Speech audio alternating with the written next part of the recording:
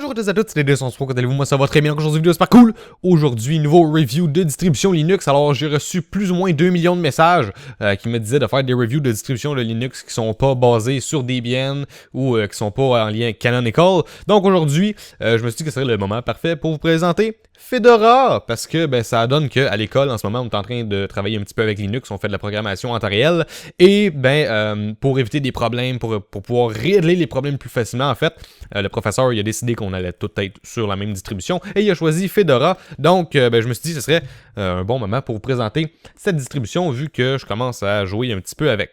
Donc, on est sur la page Wikipédia de Fedora en ce moment, donc juste vous parler des petits trucs, dans le fond, basiques, avant qu'on passe vraiment à la démonstration. Alors, comme on peut voir, c'est pas en lien avec Canonical, ça s'appelle Fedora Project et c'est sponsorisé par Red Hat, parce qu'à une époque, Red Hat et Fedora, c'était comme très lié. Donc là, maintenant, c'est vraiment basé sur la communauté et sponsorisé par Red Hat. Donc, certains logiciels, etc., qui vont venir de Red Hat. Et, en fait, on va juste regarder les spécifications ici rapidement. Donc, ça a été lancé au départ en 2003 et la dernière version, donc la version 24 qu'on utilise en ce moment, c'est sorti le 21 juin 2016 et là ça n'utilise pas le apt-get update, truc comme ça de Debian, là c'est le DNF qui marche sensiblement de la même façon, donc on marque DNF install, DNF update, des trucs comme ça. Et comme on peut voir, c'est compatible avec plein de plateformes et dans ces plateformes, on voit qu'il y a ARM, donc Raspberry Pi, hein, n'est-ce pas? Alors, on peut avoir par défaut, dans le fond, Fedora avec l'environnement GNOME, et c'est ça qu'on utilise en ce moment. Mais si vous préférez, vous pouvez l'avoir avec KDE, XFCE, LXDE, Mate et Cinnamon. Donc, ça dépend de ce que vous préférez.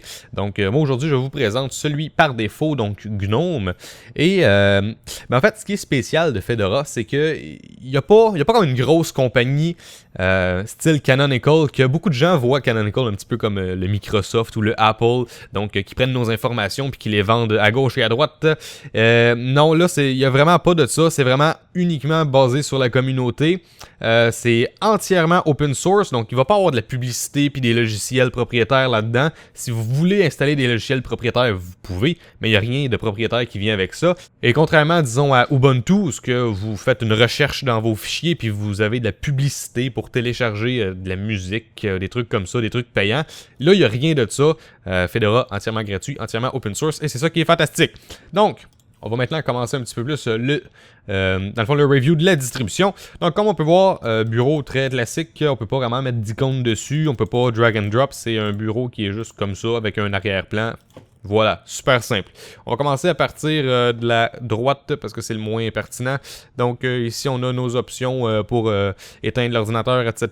Le réseau et le volume. Ensuite, votre clavier. On a ici le calendrier avec l'heure. Et ensuite, là, on tombe dans ce qui est plus intéressant. On a un hot corner en haut. Je fais juste glisser ma souris et ça l'active ou ça le désactive. On peut aussi cliquer dessus. À partir d'ici, on peut faire des recherches. Donc voilà, je peux rechercher des trucs. Donc disons que j'écris Firefox. Voilà, on a Firefox qui apparaît. Et juste le réécrire, vous voyez, on n'a rien de payant. Là, on a juste vraiment ce qui pourrait être utile pour nous autres.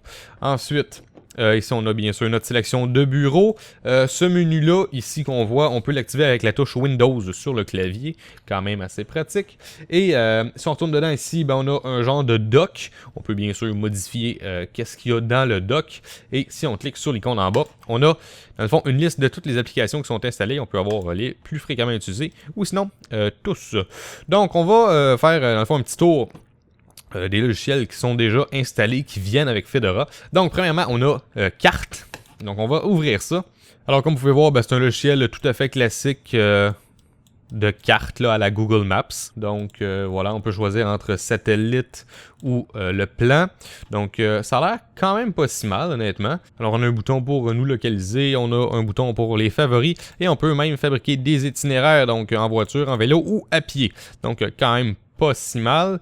On dirait que c'est powered par Mapbox, donc voilà, OpenStreetMap Digital Globe, donc voilà, si c'est une application qui vous intéresse, elle vient avec.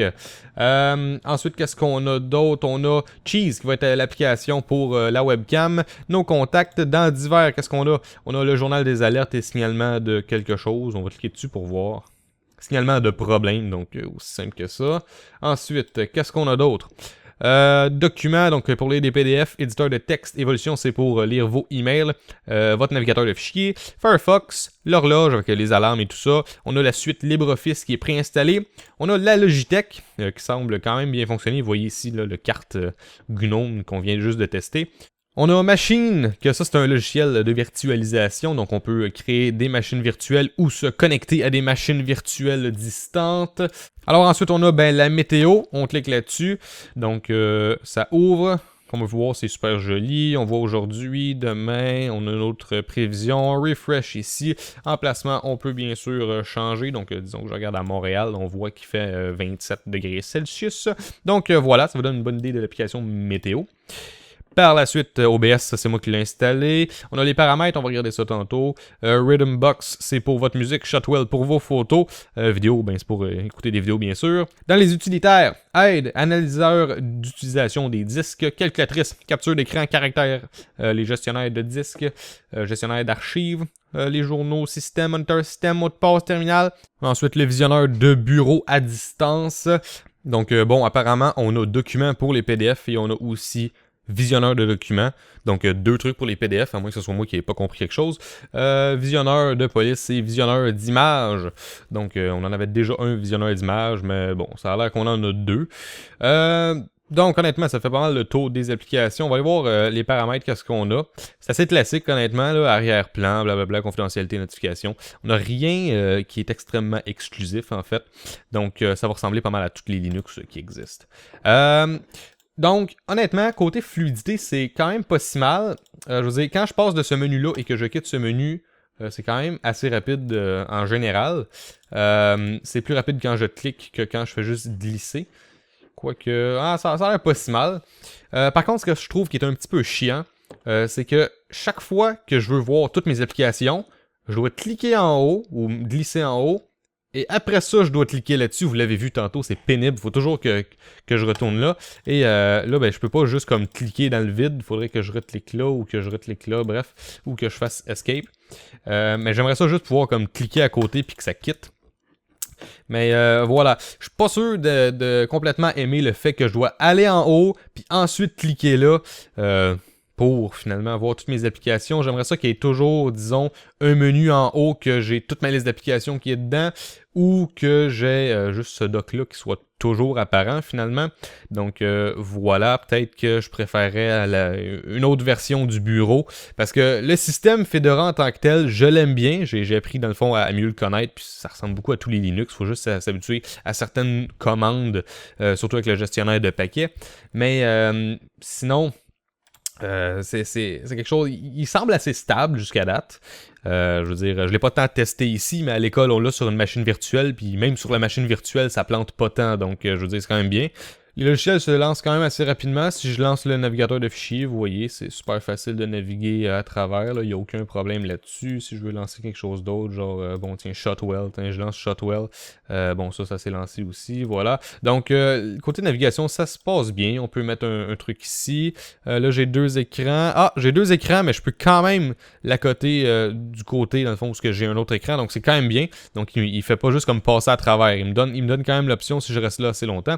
Et bien sûr, je peux le mettre en haut, donc pas si mal, mais je peux pas juste le mettre dans un coin, contrairement à, disons, un KDE, l'environnement de bureau KDE, où on peut faire ça d'habitude. Par contre, je vous dirais que un truc qui m'énerve, là, que je sais pas si c'est juste moi qui a pas compris, là, mais il y a juste un X. Je peux pas, il n'y a pas un bouton pour agrandir ou, dans le fond, rapetisser la fenêtre. Mais ce qui m'énerve le plus, c'est qu'il n'y a pas le bouton pour cacher la fenêtre. Vous voyez? Il n'y a pas ce bouton-là. Si je clique là, j'ai juste l'option pour quitter. Si je double-clique là-dessus, ça le met en grand, ça le rapetisse. Donc, c'est pour ça que je dis le bouton minimiser, il n'est pas nécessaire. Mais le bouton pour cacher la fenêtre, j'aimerais ça l'avoir. Le seul moyen, c'est faire clic droit et ensuite minimiser. Puis là, il est même plus dans ma barre en haut. Faut que je retourne là-dedans pour trouver mon application. Donc, je vais juste vous le remontrer. On voit Shotwell qui est ici. Je minimise. Il est plus là. Là, je vois juste OBS. Il faut que je retourne dans Activité pour le trouver. Donc, au moins, on a plusieurs bureaux. Ce qui est bien. Et je remarque que quand je switch de bureau, il monte le contenu, mais il rentre pas directement dedans. Donc, faut double-cliquer en fait pour switcher de bureau d'un coup, donc ça va là. Mais voilà. Donc, je dirais que les deux trucs qui m'énervent un peu, c'est le fait qu'il faut que toujours que je fasse 2 étapes pour aller voir mes applications. Les animations sont un petit peu lentes là. Vous voyez comment c'est long ça là? Regardez ça. Oh, putain, c'est long. Tu sais, s'il n'y avait pas eu toutes ces animations-là, je pense que tout l'OS serait plus rapide à utiliser. Donc, voilà. Sinon, pour vrai, le cœur Fedora fonctionne très bien. C'est entièrement open source, donc on n'a pas peur de se faire voler nos données par qui que ce soit. Et ben, voilà. Donc, personnellement, je pense que je le conseille. Peut-être pas nécessairement à la version GNOME. Là. Je suis pas super fan, honnêtement. Moi, je pense que je préférerais... à l'école, on utilise le KDE. KDE, je suis quand même habitué avec, je l'aime bien. Sinon, XFCE, qui est quand même très léger, qui fonctionne super bien aussi. J'ai pas testé les autres là, avec Fedora, donc voilà. Je peux pas trop m'exprimer là-dessus. Donc j'espère que vous avez aimé cette vidéo. J'espère que ça vous a un petit peu éclairé sur ça a l'air de quoi Fedora. Quand même très simple. Et voilà. Si vous avez des suggestions de distribution Linux que vous voulez que je fasse des vidéos dessus, n'hésitez pas à laisser ça dans la description. J'ajoute ça à ma liste.